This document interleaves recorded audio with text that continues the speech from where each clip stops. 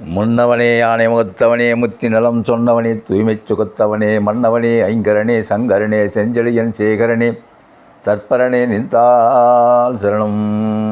வெள்ளை கையெழுத்து வெள்ளை கறி போன்று நீ வெள்ளை கமலத்தில் வீற்றிருப்பாய் வெள்ளை அரியாசனத்தில் அரசனு என்னை ஏற்றுக்கொள்வாய் கட்சியே கம்பனே.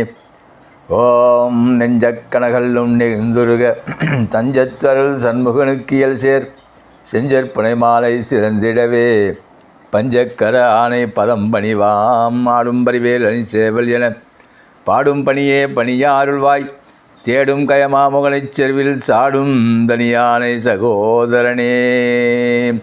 எங்கள் குலதெய்வமே பச்சை வாழியம்மாதாயே போற்றி வாராகித்தாயே போற்றி வாழைத்தாயே போற்றி நீ வாழ்வெல்லாம் வருவாய் நீத்தாய் போற்றி போற்றி. தென்னாடுடைய சிவனே போற்றி எந்நாட்டவர்க்கும் இறைவா போற்றி எனக்கருள் புரிவாய் போற்றி காவாய் கனக திரளே போற்றி கைலை மலையானே போற்றி காமாட்சி தாயே போற்றி காத்தருள்வாய் நீயே போற்றி அமுதகடேஸ்வரா போற்றி அபிராமி தாயே போற்றி கால சம்கார மூர்த்தியே போற்றி பாலாம்பிகை தாயே போற்றி அண்ணாமலையானே போற்றி கண்ணார் அமுத கடலே போற்றி உண்ணாமலை தாயே போற்றி உலகெல்லாம் காப்பாய் நீயே போற்றி. ஓம் திருவாரூர் எல்லை வாழ்கின்ற தியாகேச பெருமானே போற்றி புற்றிலங்கொண்ட வான்மீகநாதரே போற்றி கமலாம்பிகை தாயே போற்றி ஸ்ரீவாஞ்சியத்தில் வாழும் ஸ்ரீவாஞ்சி நாதா போற்றி போற்றி. திருச்சிற்றம்பலம் தில்லையம்பலம் பொன்னம்பலம். ஆன்மீக மெய்யன்பர்களே, இன்று பெரிய புராணத்திலிருந்து இறைவனுக்கு கண்ணை ஈந்த அன்பர் என்ற தலைப்பிலே ஸ்ரீ காலத்தியப்பன் வரலாறை சொல்ல திருவருள் கூட்டியிருக்கின்ற காரணத்தினால் அதில் சொல்ல இருக்கிறேன். ஓம் வழக்கம்போல் சிவகோசாரியார் என்பவர் குடுமித்தேவருக்கு வழிபாட்டை முடித்து கொண்டு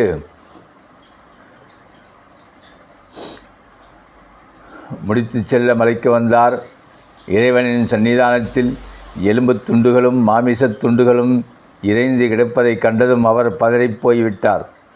தாம் முதல் நாள் இறைவனின் திருமுடியிலே சாத்தி விட்டு சென்ற வில்வ தலமும் மலர்களும் ஒருபுறம் எரியப்பட்டும் இறைவனின் முடியிலே வாசனையற்ற காட்டுப் பூக்களை வைக்கப்பட்டு இருப்பதைக் கண்டபோது அவர் கண்களில் நீர் மல்கியது. சர்வேஸ்வரா, இது என்ன கோலம், இவ்விடத்தை அசுத்தம் செய்திருக்கிறார்களே என்று வேதனைப்பட்டார். பின்னர் அவற்றை வாரி எடுத்து எரிந்துவிட்டு பக்கத்திலிருந்த சுனைக்கு சென்று நீராடி தண்ணீர் கொண்டு வந்து நன்கு அலம்பினார். ஆங்காங்கே தெரிந்த மனிதனின் காலடிகளையும் அதனடுகே காணப்பட்ட நாயின் கால் பதித்த அடையாளங்களையும் கொண்டு யாரோ வேடுவன் இரவு அங்கே தங்கியிருந்திருக்க வேண்டுமென நிச்சயித்தார். எம்பெருமானுக்கு வேத மந்திரங்கள் உச்சரித்து புனித நீராடினார். பிறகு வழக்கம்போல் வில்வம் முதலானவற்றை அர்ச்சித்து நைவேத்தியம் செய்துவிட்டு ஊர் திரும்பினார். அன்றைய தினமும் திண்ணன் தன் செருப்பு காலால் இறைவனின் திருமுடியிலிருந்த வில்வதளத்தையும் பூக்களையும் அகற்றி வாயிலிருந்த நீரை உமிழ்ந்து அபிஷேகத்தை முடித்தான். ஈசனுக்காக என தலை மயிரிலே சொருகி கொண்டு வந்த காட்டு மலர்களை எடுத்து அன்போடு அர்ப்பணித்தான். பின்னர் இறைச்சியை அவர் முன் சமர்ப்பித்து வணங்கினான்.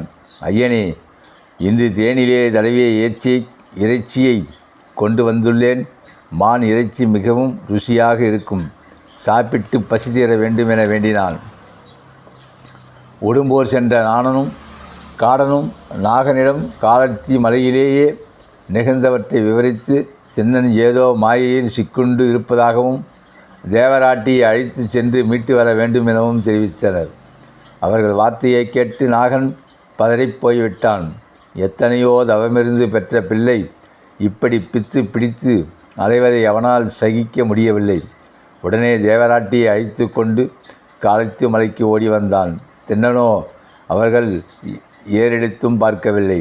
அவன் ஐயனிடம் என்னென்னவோ பேசினான். எதிரே இருப்பது போல் பேசி கூத்தாடினான். கண்ணீர் மல்க மன்றாடிய நாகனின் வார்த்தைகள் அவன் காதிலே ஏறவில்லை.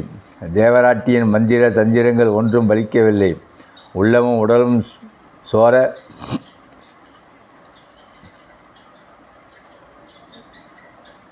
அன்றைய இரவு திண்ணன் தன் ஐயனை விட்டு நகராது துணை இருந்தான். எக்காலத்திலும் தங்களோடு துணையிருக்கும்படி இவ்வையகத்தினர் எம்பெருமானை வேண்டி கதறும்போது இறைவன் தமக்கு துணை வேண்டும் என அவனை நிறுத்தி கொண்டார் போலும். அடுத்த நாள் காலையிலும் திண்ணன் ஐயனுக்கு உணவு கொண்டு வர வேட்டைக்கு சென்றான். அன்றும் சன்னிதானத்தில் எலும்பும் மாமிசமும் எரிந்து கிடப்பதை கண்ட சிவகோசாரியார் அளவில்லா வேதனை கொண்டு அவற்றை வாரி எரிந்துவிட்டு இறைவனுக்கு திருமஞ்சனம் ஆற்றிச் சென்றார். இந்த விதமாக 4 நாட்கள் சென்றன.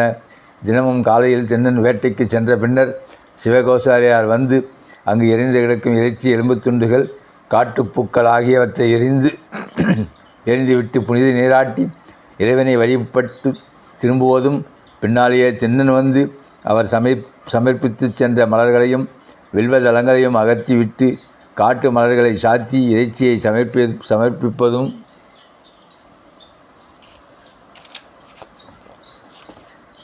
பசியாறும்படி வேண்டுவதுமாக நடந்து வந்தது. இரவு முழுவதும் கண்மூடாது இறைவனின் அருகிலேயே அமர்ந்திருப்பான். அன்று 5வது நாளாக வழிபாட்டுக்கு வந்த சிவகோசாரியார் வழக்கம்போல் அங்கு கிடந்த இறைச்சியையும் எலும்பு துண்டுகளையும் கண்டதும், இறைவா, அந்த அலங்கோலத்தை நீ எவ்வாறு சகிக்கிறாய்? யாரோ வேடுவன் இரவு நேரத்தை உன் இருப்பிடத்தில் கழிக்க தீர்மானித்து இவ்வாறு அசுத்தம் செய்து வருகிறானே, நீ பார்த்து கொண்டு அமைதியாக இருக்கிறாயே என்று கதறிவிட்டார். அன்றிரவு சிவகோசாரியாரின் தூக்கத்திலே குடுமித்தவர் தோன்றினார். அன்பனே, யாரோ வேடன் என அவனை அலட்சியமாக நினைக்காதே. என்னிடம் அவன் கொண்டுள்ள அன்பை நீ நேரில் கண்டால்தான் உணர முடியும். அவன் வாயிலே உறிஞ்சி வந்து என் தலையிலே உமிழ்கிறானே, பொன் முகலி ஆற்று நீர், அது எனக்கு எவ்வாறு இருக்கிறது தெரியுமா? வேத மந்திரங்களை உச்சரித்து எனக்கு அபிஷேகம் செய்வதற்கும் மேலாக மனத்துக்கு குளிர்ச்சியை தருகிறது. கையிலே எடுத்து வர முடியாது தலையிலே சுருகி கொண்டு வரும் காட்டு மலர்கள் இரத்தின ஹாரங்களுக்கும் மேலானதாகும். எனக்கு அவன் படைப்பதோ இறைச்சி. அவன் தான் உண்ணுவதையே மனப்பூர்வமாக எனக்கு படைக்கிறான். மாமிசத்தை தீயிலே வாட்டி பக்குவமாக இருக்கிறதா என வாயில் போட்டு சுவைத்து பார்த்து எடுத்து வருகிறான். எத்தனையோ யாகங்களில் எனக்காக இடப்படும் ஹவிஷை காட்டிலும் உன்னதமாக இருக்கிறது. நான் வேறு அவன் வேறு என்ற பேதமின்றி அவன் என்னையும் தானாகவே பாவிக்கின்றான். காட்டு விலங்குகளால் எனக்கு இரவு வேளைகளில் தீங்கு நேரிடுமோ வென்று கண் உறங்காது விழித்திருக்கிறான். அவன் பேசும் ஒவ்வொரு வார்த்தையும் வேதியர்கள் ஓதும் வேதங்களைப் போல எனக்கு மகிழ்ச்சி அளிக்கிறது. நாளை உன் வழிபாட்டிற்கு பிறகு ஒளிந்திருந்து கவனித்தாயானால் அவன் என்னிடம் கொண்டிருக்கும் அன்பின் ஆழத்தை உணர்வாய் என்று சொல்லி மறைந்தார். பொழுது விழிந்தது. சிவகோச்சாரியாருக்கு இருப்பு கொள்ளவில்லை. ஈசனின் அன்புக்கு பெரிதும் பாத்திரனான அந்த வேடனை காண வேண்டுமென உள்ளம் துடித்தது. சீக்கிரமாக மலைக்கு புறப்பட்டு விட்டார். உச்சியை அடைந்தபோது திண்ணன் வழக்கம்போல் வேட்டைக்கு சென்றிருந்தான். சிவகோசாரியார் தம் வழிபாட்டை முடித்து கொண்டு சற்று தொலைவிலுள்ள பாதை இடுக்கு ஒன்றில் பதுங்கியவராய் திண்ணனின் வரவை எதிர்பார்த்திருந்தார். வேட்டையை முடித்து கொண்டதும் மாமிசத்தை தீயிலே வாட்டி எடுத்துக்கொண்டு புறப்பட்டான் திண்ணன். என்றைக்கும் இல்லாமல் அன்று துர்ச்சகனங்கள் தோன்றின. அவற்றை கண்டதும் அவன் துடித்து போனான். என் ஐயனுக்கு ஏதாவது தீங்கு நேரிட்டு விட்டதோ என்று பதறியபடி வேகமாக வந்தான். குடுமித்தேவரை பார்த்ததும் திண்ணன் பதறிப் போய்விட்டான். இறைவனின் வலது கண்களில் இரத்தம் வழிந்து கொண்டிருந்தது. ஒரு கையில் பிடித்திருந்த வில் நழுவியது. மற்றொரு கையில் வைத்திருந்த இறைச்சியை அங்கேயே போட்டான். வாயில் உறிஞ்சியிருந்த நீர் கீழே கொட்டியது. உள்ளம் பதைக்க இறைவனிடம் ஓடி வந்தான். இரு கைகளாலும் ஈசனை கட்டித் தழுவினான். ஐயனே, இது என்ன கோரம்? யார் இவ்விதம் செய்தது? கண்கள் இருந்து உதிரம் கொட்டுகிறதே என்று அலறினான். பின்னர் எழுந்து நாற்புறமும் ஓடிப்போய் பார்த்தான். ஒருவரையும் காணவில்லை. ஐயனே, இந்த கொடுமையை செய்தது யார்? என்னால் தாங்க முடியவில்லை என்று உதிரத்தை நிறுத்துவேன் என்று பதறினான். அவன் உடல் துடித்தது. கை விரல்களால் இரத்தத்தை துடைத்தான். இன்னும் இரத்தம் வழிந்தது. மடமடவென மலைச்சரிவிலே இறங்கி ஓடினான். அங்கே புதர்களுக்கு இடையே வளர்ந்திருந்த பச்சிலைகள் சிலவற்றை பறித்து கொண்டு ஓடி வந்தான். இலைகளை கசக்கி அதன் சாற்றை இரத்தம் வழியும் கண்ணிலே விட்டான். அப்போதும் உதிரம் வருவது நிற்கவில்லை. தவியாய் தவித்தான். கண்ணீர் விட்டு கதறினான் திண்ணன். அப்போதுக்கு ஊனுக்கு ஊனிடல் வேண்டும் என்ற பழமொழி அவன் நினைவுக்கு வந்தது. நொடியிலே அவன் துக்கம் மகிழ்ச்சியாக மாறிவிட்டது. ஐயனே, இத்தனை நேரம் நான் அதை மறந்துவிட்டேன். இப்போதே உன் நோய்க்கு தக்க மருந்தை அளிக்கிறேன் என்று சந்தோஷப்பட்டு சொன்னான். கீழே கிடந்த அம்பை கையில் எடுத்து அதனால் தனது வலக்கண்ணை பெயர்த்து இறைவனுடைய வலக்கண்ணிலேயே அப்பினான். அந்த க்ஷணமே உதிரம் வழிவது நின்றது. அவன் ஆட்டமெல்லாம் நின்றது. திண்ணனுக்கு ஆனந்தம் தாங்கவில்லை. களிப்பு மிகுதியால் கூத்தாடினான், கோஷமிட்டான், தரையிலே விழுந்து புரண்டான். ஐயனுக்கு ஏற்பட்ட நோயை தீர்த்து விட்டான் அல்லவா? அவன் ஆட்டம் எல்லாம் ஓய்ந்து எழுந்தபோது மற்றொரு பேரிடி காத்திருந்தது. இறைவனின் இடது கண்ணிலிருந்து இப்போது உதிரம் வழிந்து கொண்டிருந்தது. அதை கண்ட திண்ணன் முன்போல் பதறி என்ன செய்வதென்று தெரியாது தவிக்கவில்லை. நோய்க்கான மருந்தை அவன் கண்டுபிடித்து விட்டான். மருந்தும் உடனடியாக உபயோகிக்க அவனிடமே இருந்தது. ஐயனே, இன்னொரு கண்ணிலும் உதிரம் வழிகிறதா? வருந்த வேண்டாம், நான் மருந்து தருகிறேன் என்று மகிழ்ச்சியோடு எழுந்து அம்பை கையில் எடுத்தான். இறைவனை நெருங்கினான். விழியை பெயர்த்து விட்டால் இறைவனின் இலக்கண்ணிலே அப்போதுக்கு அடையாளம் வேண்டாமா? இடது காலை எடுத்து உதிரம் வழியும் இறைவனின் இடது கண் அருகே ஊன்றிக்கொண்டான். அம்பை கண்ணிலே சொருகினான். பகவான் அதற்கு மேலும் பக்தனை சோதிக்கவில்லை. தம் கைகளை நீட்டி அவன் கரத்தை பிடித்தபடி நில்லு கண்ணப்பா, நில்லு கண்ணப்பா என்று கூறி தடுத்தார். திடுக்கிட்டு பார்த்தான் திண்ணன். ரிஷபாரூடராய் இறைவன் அவனுக்கு தரிசனம் தந்தார். திண்ணா, உன் கண்ணை எனக்கு ஈந்து கண்ணப்பனாகிவிட்டாய்.